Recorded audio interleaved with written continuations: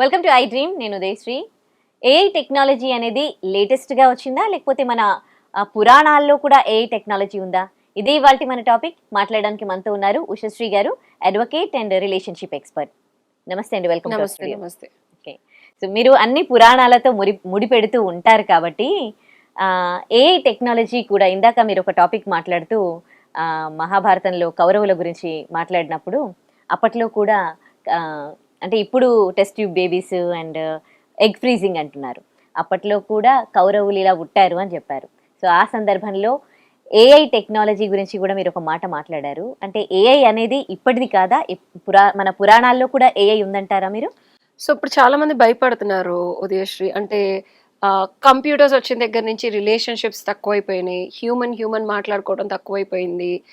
ఆ, అంటే నెట్లోనే మాట్లాడుకునే వాళ్ళు, చాటింగ్ అన్న స్టేజ్ నుంచి వాట్సాప్లు, వీడియో కాలింగ్లు, ఇంకా చెప్పాలంటే స్నాప్లు, ఇట్లా వచ్చిన దగ్గర నుంచి హ్యూమన్ రిలేషన్షిప్స్ అనేది చాలా దారుణంగా తయారైనాయి. అండ్ మల్టిపుల్ పీపుల్ని కలుస్తున్నారు, ఒక రిలేషన్షిప్ సక్రమంగా లేదు అంటున్నారు. And especially advent of AI వల్ల జాబులు పోతాయి, అసలు హ్యూమన్ రేస్ డిస్ట్రక్ట్ అయిపోతుంది. అండ్ మన ఇంటెలిజెన్స్ ఇంకెందుకు పనికి రాదు, దానివల్ల లోపాలు చాలా ఎక్కువ ఉన్నాయి హ్యూమన్ కైండ్కి అని చెప్తున్నారు.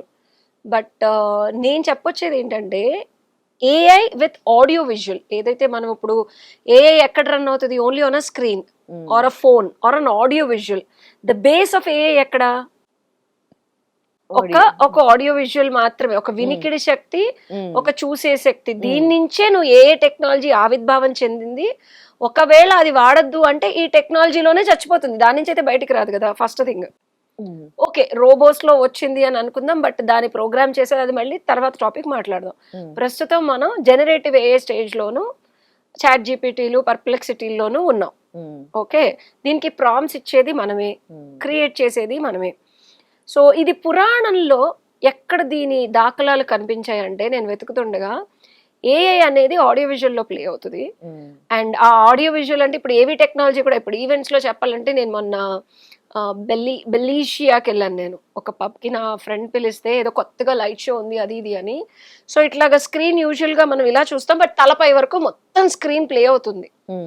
అండ్ మొన్న తెలంగాణ రైజింగ్ సమిట్ కి వెళ్ళినప్పుడు కూడా చూసే ఉంటారు, నువ్వు కూడా చూసే, ఇట్లా డూమ్ లోపల 360 degrees లో మొత్తం ఏ ప్లే అవుతుంది. అంటే వీడియో ప్లే అవుతుంది, మనం ఏ ఇన్స్ట్రక్షన్ ఇస్తే ఆ ఇన్స్ట్రక్షన్ ప్లే అవుతుంది, ఎంటైర్ 360 degrees లో షార్ప్ ఎడ్జ్ లేకుండా ప్లే అవుతుంది. అవునా? ఎవరు ఏది చూపించాలనుకుంటే అది అందులో ప్లే అవుతుంది. ఇది చాలా డీటెయిల్ గా మనకి ఇప్పుడు అర్థమవుతుంది, ఎందుకంటే అనుభవిస్తున్నాం కాబట్టి. ఇదే కాన్సెప్ట్ మయసభ అని విన్నావా? విన్నాను. ఆ మయసభలో ఏమేమి ఉంటాయి?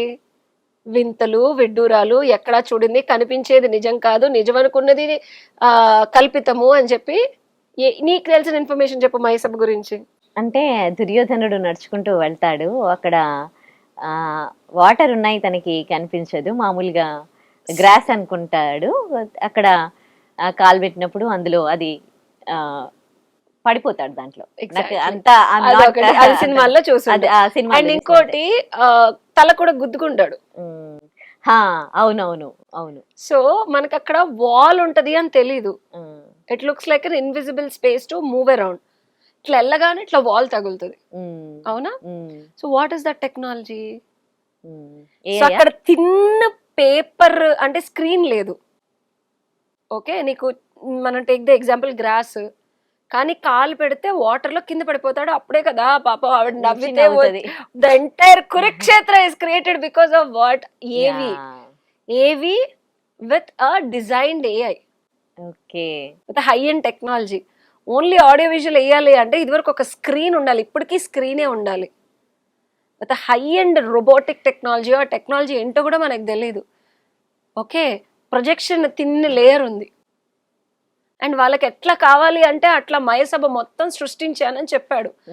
ఏమో ఇంకా విజువల్స్ మారాయేమో. అక్కడ గ్రాస్ దగ్గర వాటర్ ఉంది, డోర్ లేదు అనుకొని వెళ్తే తల కొట్టుకుంటుంది, డోర్ ఉంటది అంటే రియల్ డోర్ ఉంది. సో ఏం టెక్నాలజీ అది? అండ్ పుష్పాలు, లేకపోతే వజ్రవైడూర్యాలు, లేకపోతే నేచర్, ఇట్లా రకరకాలని చెప్పి వర్ణిస్తారు. మన మహాభారతం లోపలికి వెళ్తే మయసభ గురించి వర్ణిస్తారు. అందరికీ తెలిసిన సినిమాల్లో చూసిన ఈ రెండు సందర్భాలు కూడా అతని గర్వభంగం అవుతుంది. నాలాంటి వీరుడు, శూరుడు ఈ మాయలో పడిపోవటమా? మాయ. Looks like artificial created something. అది ఇంటెలిజెన్స్ అనుకో, నిజం అనిపించేలాగా ఉండే ఒక ఆర్టిఫిషియల్ క్రియేషన్ అది, అవునా కదా? అంతే. అవునా? సో అప్పుడేముంది అన్నట్టు, that's already something which is artificially created which looks like real. ఏ కూడా అంతే కదా, artificial intelligence which looks like a real intelligence. So అది ఆల్రెడీ చేసున్నారు. అండ్ ఆడియో విజువల్ లో రంగంలో ఇంకా తోపులై ఉన్నారు అప్పట్లోనే. సో ఏ ఇంపాక్ట్ ఏం ఉండదు ఇప్పుడు. మరి అప్పుడు ఉంది, అప్పుడు బానే ఉన్నారు అందరూ. ఎగ్జాక్ట్లీ, సర్వైవ్ అయ్యారు. అంత టెక్నాలజీ అప్పుడు ఉంది. దానికి ఎప్పుడైనా సరే మనకి, ఎస్పెషల్లీ మనకి మహాభారతంలో చెప్పే ప్రతి ఒక్కటి కలియుగానికి ఒక బాట. కరెక్ట్. అండ్ అన్నదమ్ములు కొట్టుకోవడం మొదలైంది అప్పుడే, దాయాదుల పిల్లలు కొట్టుకోవడం మొదలైంది అప్పుడే. ఆస్తుల కోసం, అరే బాబు నాకు 5 ఊళ్ళు ఇవ్వరా బాబు అని చెప్పి సంధి చెప్పిన, నేను అది కూడా ఇవ్వను అని చెప్పి విపరీతమైన పైశాచిక రాక్షస గుణం లాక్కోవడం మొదలైంది అక్కడే. అది సొంత పిన్ని పిల్లలు అవనివ్వు, రాజ్యాధికారం వాళ్ళకే, ధర్మం ఎంత పాటించినా ఏకవస్త్రిని, అంటే చెప్పాలంటే ఆవిడ అప్పుడు పీరియడ్స్ లో ఉంది చెప్పాలంటే, ఓకే, అలాంటి టైంలో కూడా తీసుకొచ్చి ఆవిడ వివస్త్రాలు చేయడం అనేది, అంటే అంత వాళ్ళ ఎంజాయ్మెంట్, ఎంటర్టైన్మెంట్ కోసం అంత నీచ నికృష్ట. ఇప్పుడు రేపులు కానీ, indirectly it's also a Q for us that how our society is gonna be. వీళ్ళు కూడా సిగ్గు లేకుండా ఫన్ కోసము, ఎంటర్టైన్ కోసము ఉన్న ఆస్తులు పెట్టేసి భార్యను కూడా అంటే హౌ కలీ విల్ ఎఫెక్ట్ యువర్ బ్రెయిన్ అనేది చెప్పారు. సో మనం ఎప్పుడైతే మన ఎమోషన్స్ ని కంట్రోల్ చేసుకోకుండా జూదానికి, వ్యసనాలకి, ఇప్పుడు అదే అవుతుంది. ఒక కుటుంబ వ్యవస్థ నుంచి బయటకు వచ్చేసి ఏదైతే మనం పడంగా ఆస్తులు, అమ్మాయిలు మానాలు, బయటకు వచ్చి డబ్బుల కోసం, ఎంటర్టైన్మెంట్ కోసం, సుఖం కోసం పణంగా పెడతారు, జీవితాలు నాశనం అయిపోతాయి అని ఒక అర్థం అప్పుడు చెప్పారు. సో టెక్నాలజీ ఎంత పెరిగినా, అప్పుడే పెరిగింది, ఎక్స్టెండెడ్ స్టేట్ లో పెరిగినా సరే, ఎప్పుడైతే హ్యూమన్ తన విలువలు మర్చిపోయి బేసిక్స్ మర్చిపోతాడో అదే డిస్ట్రక్షన్, కానీ మిగిలిన టెక్నాలజీ కాదనేది నా ఫీలింగ్. ఇది వాళ్ళు చెప్పారో లేదో కానీ నేను రీసెర్చ్ చేస్తే నాకు ఇన్ఫర్ అయిన ఫీలింగ్. ఇప్పుడు ఏ వచ్చి కూడా మనుషులు ఏం చంపేది, మన స్కిల్ పెంచుకుంటే మనం బాగానే ఉంటాం. ఎక్సలెంట్. ఇప్పుడు ప్రెసెంట్ జనరేషన్ అయితే పెళ్లి చేసుకోవడానికి ఇష్టపడట్లేదు, సింగిల్గా ఉంటే చాలా ఫ్రీడమ్ ఉంటుంది అని.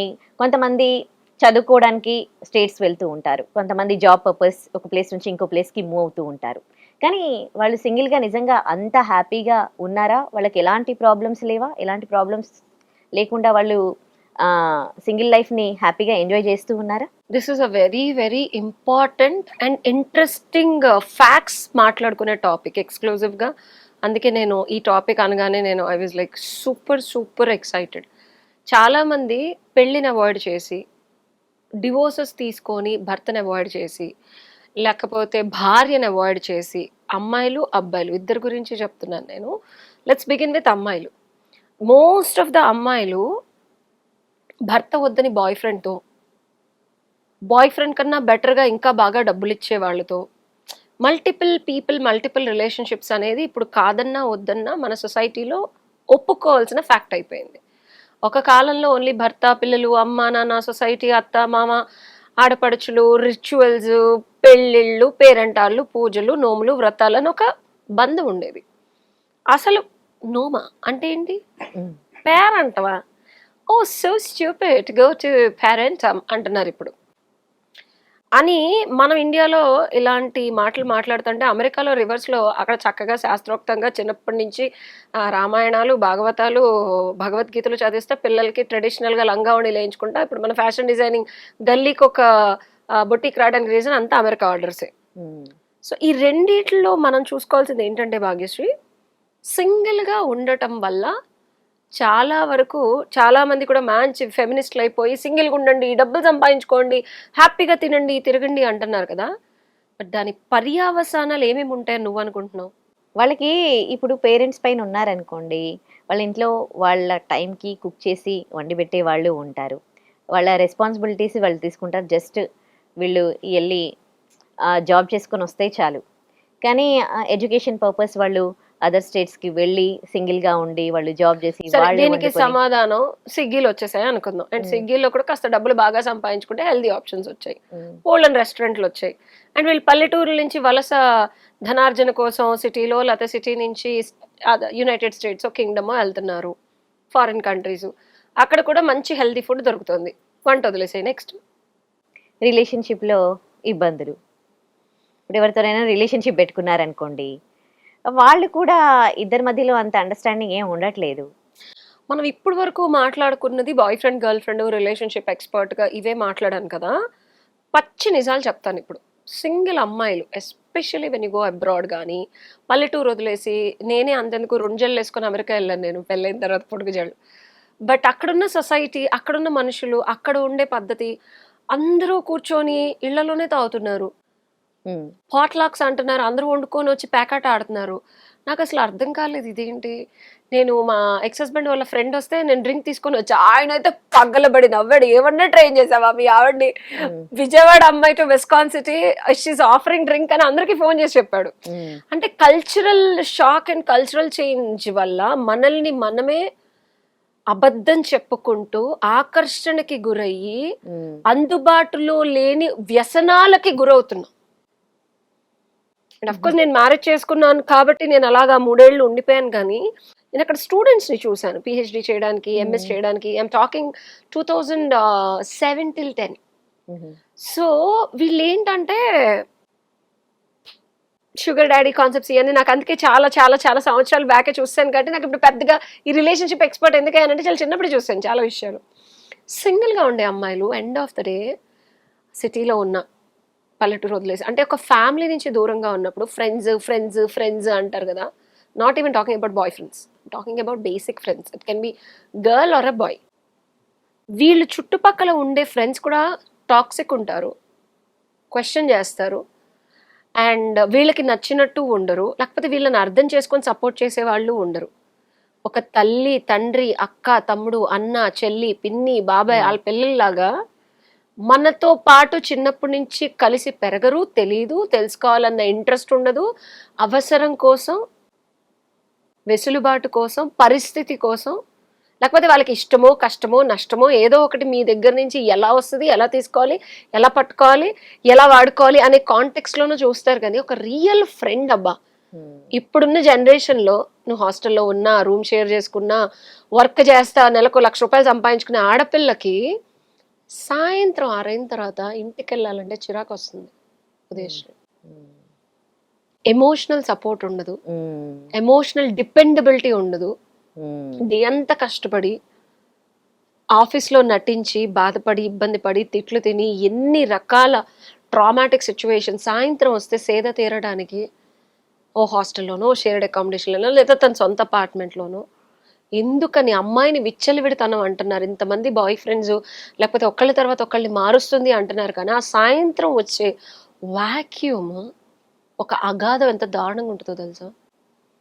తనతో తన సంఘర్షణ, తనలో తను పడే వేదన, తనతో తను చేసే యుద్ధం చాలా నిర్మానుషం అన్నమాట. తనే ఎమోషనల్గా సపోర్ట్ చేసుకుంటూ, తనకు తానే నచ్చ చెప్పుకుంటూ, తనతో తనే ఉంటూ, సెక్యూర్డ్గా చూసుకుంటూ, ఎక్కడి నుంచి ఎలాంటి ఆపద రాకుండా వల్నరబుల్గా ఉండే స్టేట్లో కూడా ఎవరికేం చెప్పాలో క్యామోఫ్లాజ్ చేస్తే లోపల ఏమవుతుంది, they will go through too much of traumatic emotional. Pack చేసేసుకున్నావు అనుకో, రోజు షిట్ వేసుకొని నువ్వు తిని పడేసిన అట్టిపండు తొక్కలు లేకపోతే కుళ్ళిపోయిన యాపిల్స్ అన్ని బ్యాగ్లో వేసుకొని రోజు నువ్వు నీ చుట్టూతో ప్యాక్ చేసుకుంటే కంపు రాదా? ఎమోషన్స్ కూడా అలాగే. ఫిజికల్లీ అదే టైంలో స్ట్రాంగ్ అవుతారు, ఇవన్నీ కూడా గోత్రు అవ్వాలి అని అంటారుగా కొంతమంది. అక్కడికి వద్దాం. Human is a social animal. ఒక society, human as a being is a social animal. నలుగురితో కలిసి ఉండటం, నలుగురితో కష్ట సుఖాలు చెప్పుకోవడం, బాధలు చెప్పుకోవడం, సుఖం వచ్చినప్పుడు సంతోషంగా సెలబ్రేట్ చేసుకోవడం, దుఃఖం వచ్చినప్పుడు నలుగురు వచ్చి ఓదార్చడం అనేది ఒక బేసిక్ సొసైటికల్ నార్మ్స్లో ఉన్నాం. బట్ ఇది ఒక ఆడది క్రియేట్ చేసుకోవాలి. ఒక ఆడపిల్ల డిగ్రీ అయిన తర్వాత, ఒక కాలేజ్ అయిపోయిన తర్వాత ఉద్యోగం చేసి క్రియేట్ చేసుకోవాలంటే ఎంతమంది ఫ్రెండ్స్ మోసం చేస్తారు? లవ్ అని ప్రేరేపించి అందంగా ఉండే ఆడపిల్లని ఎంతమంది ఫిజికల్గా వాడుకొని వదిలేస్తున్నారు? తనకంటూ ఒకళ్ళు ఉన్నారు, తనవారయ్యే వాళ్ళు ఉన్నారు అంటే తనకంటూ ఉండే ఫ్రెండ్స్, తనవారయ్యే బాయ్ ఫ్రెండ్, ఎన్ని రకాలుగా వాళ్ళకి నరకయాతనలు చూపించి శిరశ్ఛేదనం, ఆఖరికి వాళ్ళ తల కూడా తీసేసి, అంటే అంత ట్రామాటిక్ పరువు మనం చూసాం గర్ల్ ఫ్రెండ్ సినిమా. అన్ని కోసేసి ఫిజికల్గానే కాదు, ఎమోషనలీ, మెంటలీ, సోషలీ, ఫ్రెండ్స్ కూడా చేస్తారు అమ్మాయిలు అట్లా. నేను ఇక్కడ అబ్బాయిని బాయ్ ఫ్రెండ్ అన్ను, రెగ్యులర్ ఫ్రెండ్స్ కూడా. ఇంత స్ట్రెస్ అమ్మాయి గో త్రూ అవుతుంది. ఇది ఒక ఎవ్రీడే స్ట్రగుల్. సాయంత్రం 6 నుంచి మళ్ళీ నెక్స్ట్ డే మార్నింగ్ 9 వరకు ఆ అమ్మాయి ఫ్రీడమ్ ఉంది, సుఖంగా ఉంది, అబ్బాయిలతో తిరుగుతుంది, తాగుతుంది, పొట్టిపట్లు వేసుకుంటుంది, ఎంజాయ్ చేస్తుంది, ఎవడు పడితే వాడితో ఉంటుంది, నో బడీ ఈజ్ అండర్, అంటే ఏమి చూడట్లేదు అమ్మాయిని, ఎవరి కంట్రోల్లో లేదని అని దెప్పడం చాలా ఈజీ ఒక ఆడపిల్లని. బట్ తను గో త్రూ అయ్యే ఎవ్రీడే స్ట్రగుల్ ని సాయంత్రం ఎవరు వింటున్నారు? పడే ప్రతి కష్టాన్ని ఎవరు ఓదారుస్తున్నారు? మనసులో ఉన్న సంఘర్షణని ఎవరు తీరుస్తున్నారు? అగాధంలోకి కూరుకుపోయే తన ప్రతి ఎమోషన్లోంచి ఎవరు బయటకు తెస్తున్నారు? తనని తానే తెచ్చుకుంటుంది. అలాంటి ఆడపిల్లలు ఆయుధంలాగా మారి సొసైటీలో యుద్ధం చేస్తున్నారు. ఆ ఆయుధంలా తనని తను మార్చుకునే క్రమంలో ప్రేమించే వాడి మీద ట్రస్ట్ పోతుంది. ఎందుకంటే ఆల్రెడీ పడిన బాధ. నా అనే మనుషులు అనుకున్న ఫ్రెండ్స్ మీద కూడా విపరీతమైన చిరాకు వస్తుంది. ఎందుకంటే వాళ్ళు పొడిచిన వెన్నుపోట్ల వల్ల. ఈ ఫ్రస్ట్రేషన్ లో వీళ్ళు వెళ్లాల్సింది తల్లిదండ్రుల దగ్గరికి. తల్లిదండ్రులతో వీళ్ళకి మాట్లాడాలనే interest, special talking about 21 to 29 or 30. ఫ్రెండ్సే ప్రపంచం, ఫ్రెండ్సే పరమార్థం అనుకుంటారు. ఇలాంటి టైంలో అమ్మా బాబులు చెప్పే నీతి వాక్యాలు, తిన్నావా, ఎక్కడే, నేను బయట ఉన్నా, నైట్ ఇంటికి ఎందుకు రాలి. I was raised in a very, very closed family of a combined family. I'm so blessed. ఎందుకు పాతకాలంలో కంబైన్ ఫ్యామిలీస్ అండ్ మన కుటుంబ వ్యవస్థ ఇంత పటిష్టంగా ఉందో తెలుసా? తల్లి, తండ్రి, నాయనమ్మ, తాతయ్య, పిన్ని, బాబాయ్, వాళ్ళ పిల్లలు పుట్టేలోపు ఇంకో అత్తయ్య, మామయ్య, వీళ్ళకి పిల్లలు కలిసి కొట్టుకున్నా, మా అమ్మగారు నన్ను ఎవరిని వచ్చి కొట్టినా నన్నే తిట్టేవాళ్ళు, వాళ్ళకి సపోర్ట్ చేసేవాళ్ళు. మన వాళ్ళు మన కుటుంబం అనుకుంటే తిట్టుకోవడం కొట్టుకోవడం అనే తల్లిదండ్రులు కూడా ఇప్పుడేంటి మా పిల్లని కొట్టామని టీచర్ని వెళ్ళి కొడుతున్నారు. అవును. సో ఓకే, మనం తప్పైనా మంచి అయినా మన అనుకునే వాళ్ళకి కలిసికట్టుగా పోవాలి, గొడవలు పెట్టుకోకూడదు. నా కాంటాక్ట్స్ ఎప్పుడైనా చూడు, నాతో ఒకసారి ఫ్రెండ్షిప్ చేస్తే నేను కుదిరితే సపోర్ట్ చేస్తా, వాళ్ళ లోపం తెలిసిన. ఇది ఎక్కడి నుంచి వస్తుంది? మన కుటుంబం నుంచి వస్తుంది. ఒక గ్రూప్, ఒక ఉమ్మడి కుటుంబం నుంచి వస్తుంది. నా కళ్ళ ముందు మా పిన్ని పిల్లలు పుట్టారు. నేను 7th class లో ఉన్నప్పుడు మా చిన్నారిని పెంచాను నేను. సో ఒక అమ్మతనం, ఒక తల్లితనం, ఒక ఆడపిల్లలు చిన్నప్పటి నుంచి ఎలా వస్తుంది? చుట్టుపక్కల పక్కింటి వాళ్ళ పిల్లల మీద అంత ప్రేమ ఎందుకు ఉంటది? మా సొంత మేనమామ కూతురు తేజు పుడితే దానికి ఎంత బుడదు, అది 11 నెలలో 12 నెలలో. అప్పటి నుంచి వాళ్ళ ఇంటి నుంచి వచ్చేసింది మా అత్తయ్య. దానికి 5 ఏళ్ళు వచ్చే వరకు మా ఇంట్లో నన్ను మా అమ్మగారు కొడితే మా అమ్మ కాలు పట్టేసుకొని అత్త కొట్టద్దు అనేది. సో ఆ ప్రేమలు అనేది నీకు ఫ్రెండ్స్ నుంచి ఎక్స్పెక్ట్ చేస్తావు, రాదు. ఎందుకు వస్తుంది? ఏమిస్తున్నావు అనే క్వశ్చన్ వస్తుంది తప్పించి అక్క చెల్లి, అన్న తమ్ముడు, అత్త మామయ్య, మా బబ్బుగాడు లేకపోతే నానిగాడు, నేను డిగ్రీ చదువుతుంటే ఆడు పుట్టాడు అంత పిల్లాడు వస్తే అంత తిట్టేవాడు నన్ను. మా మామయ్య ఊరుకోవే అనేవాడు, ఆడు డోర్ వేసేసి రావద్దు మా ఇంటికి అనేవాడు. నేను డిగ్రీ. అంత బుడ్డ పిల్లల మీద కూడా మనకి క్షమ, దయ అంటే ఇరిటేషన్ వస్తుంది. ఇప్పుడు మన పక్కింటి పిల్లలు అలా చేసాం అనుకో, ఊరుకుంటావా? నీ ఫ్రెండ్స్ పిల్లలు చేసావు, ఏందిరా ఇంటికి వెళ్ళేదా అనుకుంటాం మనం. అదే మన ఇంట్లో మనం అలా నేర్చుకోవడం వల్ల మనకు అది వస్తుంది. ఆ సపోర్ట్ స్ట్రక్చరు నేను డివోర్స్ ఇచ్చినప్పుడు కానీ నాకు ఏదైనా ఇబ్బంది కలిగి మొత్తం ఫ్యామిలీ నాకు సపోర్ట్ చేశారు. నువ్వెప్పుడు తప్పు చేయలేదు. మా మామయ్య, మా మేనమామలు, మా పిన్నులు. ఇక్కడ నువ్వేం ఎక్స్పెక్ట్ చేస్తున్నావు? ఆ రీప్లేస్మెంట్ ఫ్రెండ్స్ పేరెంట్స్ నుంచి కోరుకున్నప్పుడు వాళ్ళు ఎందుకు ఇవ్వాలన్న క్వశ్చన్లో ఉంటున్నారు. నేను అనేది ఏంటంటే, ఉన్నట్టుండి కుటుంబం వైపు చూడండి, కుటుంబమే సర్వస్వం అన్ను. బట్ కుటుంబంలో స్ట్రాంగ్ రూట్స్ ఉన్నాయి, బ్లడ్ లైన్స్ ఉన్నాయి. There is a blood line that is there. వాళ్ళతో వైరం ఉంటుంది, కొంతమందితో పడదు. పడే వాళ్ళతో సపోర్ట్ స్ట్రక్చర్ తీసుకోండి దాన్ అవుట్ సైడర్స్. ఎందుకంటే అవుట్ సైడర్ నీ నష్టం కోరి నీ జీవితం నాశనం చేయడానికి బోళ్ళని పన్నాగాలు పన్నుతారు మనం గ్రో అయ్యేటప్పుడు. సొంత కుటుంబం వాళ్ళు కూడా చేస్తారు, అట్లా కాదను. కానీ మనం సెలెక్ట్ చేసుకునే దాన్ని బట్టి మన కుటుంబం ఎప్పుడు మనకి సపోర్ట్ చేస్తుంది, ఎస్పెషల్లీ తల్లిదండ్రులు. సో తల్లిదండ్రులతో ఫ్రెండ్షిప్ చేసి తల్లిదండ్రులతో ఉన్నట్టు చెప్తే, నేను ఈ ఎంటైర్ ప్రాసెస్ లో చెప్పేది ఏంటంటే, సాయంత్రం అయితే 4 గోడలు కనిపిస్తుంది ఒక సింగిల్ అమ్మాయికి.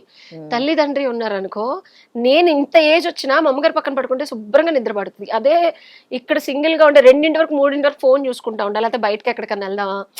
So this also nonsense comes being single and being lonely. డిప్రెషన్లు, స్ట్రెస్లు ఇవన్నీ సింగిల్ గా ఉన్న వాళ్ళకి ఎక్కువ ఉంటాయి. అనుకుంటారు ఏముంది, ఎవరితో పడితే ఆడితో మాట్లాడొచ్చు, ఏం ఉండదు అక్కడ. So so that always brings you down to authentic relationship ఏది నా లైఫ్లో, నేను సాయంత్రం అయితే మనస్ఫూర్తిగా మాట్లాడుకునే వాళ్ళు ఎవరు అని వెతుకుతారు ప్రతి సింగిల్ అమ్మాయి, సింగిల్ అబ్బాయి కూడా. So this is what I want to tell, being single is not easy. And ప్రతి ఒక్కళ్ళు డివోర్స్లు ఇచ్చేసి సింగిల్గా మేము పీకేస్తాం, మేము పొడి చేస్తాం, మేము దున్నేస్తాం, మేము రక్కేస్తాం అంటే how much emotional turmoil that a human has to go through అనేది ఒక్కొక్కటి. వీళ్ళు ఈవెన్చువల్గా ఒక సైకోపాథ్స్ లాగా సింగిల్గా ఉండి ఒక్కళ్ళే ఉండి క్రిమినలైజ్డ్ వర్షన్స్ లోకి, అండ్ కొంతమంది అయితే నేను చెప్పలేను వీడియోలు తీసి మల్టిపుల్ అమ్మాయిలతో ఉండి తిక్క తిక్క తిక్క తిక్క పనులన్నీ చేసిన getting lot of cases like that. So నేను ఇది నా అనుభవంతో చెప్తున్నాను, సింగిల్గా ఉండి ఎవరన్నా అమ్మాయి కానీ అబ్బాయి కానీ మీతో ప్రేమగా ఒక రిలేషన్షిప్లోకి వస్తున్నాం అంటే వాళ్ళు నటిస్తున్నారు and they are causing lot of trouble eventually వదిలేసి వెళ్ళిపోయిన తర్వాత. ఓకే, జాగ్రత్తగా ఉండండి, కుదిరితే కుటుంబంతో సహవాసం చేయండి, రైట్. కుటుంబ సభ్యులతో మనం ఫ్రెండ్షిప్ చేస్తే ఇట్లాంటి విపత్కర పరిస్థితుల నుంచి బయటకు వస్తాం. రైట్, చాలా మంచి విషయం చెప్పారు. Thank you so much. Thank you. And for more videos, Please subscribe to iDream. Please subscribe to iDream. Please subscribe iDream. And please subscribe to iDream. For more videos, subscribe to iDream. Please like, share and subscribe to the channel. Congratulations, iDream. Subscribe to iDream. Subscribe to iDream. so subscribe to iDream Media. iDream ki iDream team andarki huge congratulations. Please subscribe iDream Media. Please subscribe to iDream. Subscribe iDream. Please subscribe to iDream. iDream అంటే నా కళల ఛానల్ను subscribe చేసుకున్న నోరు తిరుగుతలేదు, మీరైతే గంట గుర్తు కొట్టండి. For more such videos, please subscribe to iDream. Subscribe to iDream. Please subscribe to iDream. Please subscribe iDream Media. Please do subscribe to iDream. Please subscribe to iDream Media. For best entertainment and information, please subscribe iDream. And don't forget to subscribe to iDream.